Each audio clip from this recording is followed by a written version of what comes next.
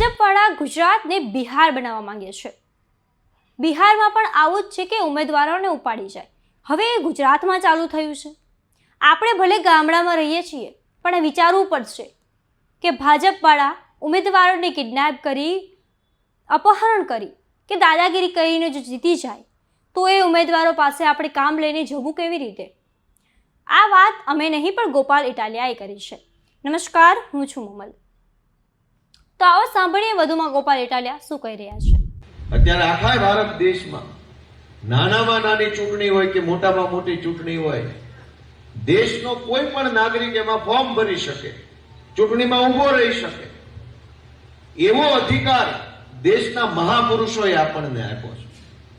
પણ ભાજપ એમ ઈચ્છે છે કે કોઈ ફોર્મ જ ન ભરવું જોઈએ, બધું બિનહરીફ। કેમ ભાઈ, ભાજપ વાળાના બાપાનો દેશ છે, અમારો નથી। અમે નથી આ દેશમાં રહેતા અને અમારા માટે આ દેશ નથી, બધું ભાજપ વાળા કેમ થોડું હાલવાનું છે?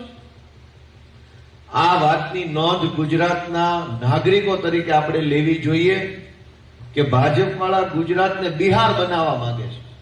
બિહારમાં આવી રીતે થતું કે ઉમેદવાર જ ઉપાડી જાય આખે આખા। હવે એ અહીંયા ચાલુ થયું છે।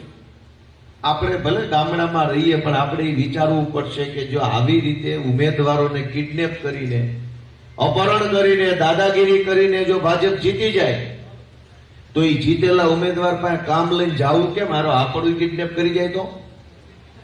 ચૂંટણી પહેલા જો અપહરણ કરી જતા હોય તો ચૂંટાઈ ગયા પછી તો એ શું કરે અને એની પાસે જાવું કેમ?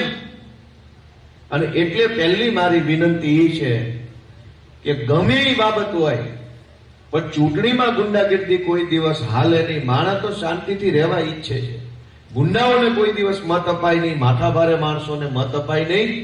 આપણી જેવો હોય, આપણા માંથી આવતો હોય અને આપણા વતી બોલે એવો હોય એને જ મત અપાય। અને આપણા જેવો માણસ માત્ર આપણી પાર્ટી આમ આદમી પાર્ટીમાં હોય છે, એટલે એને ઝાડુના નિશાન પર મત આપો।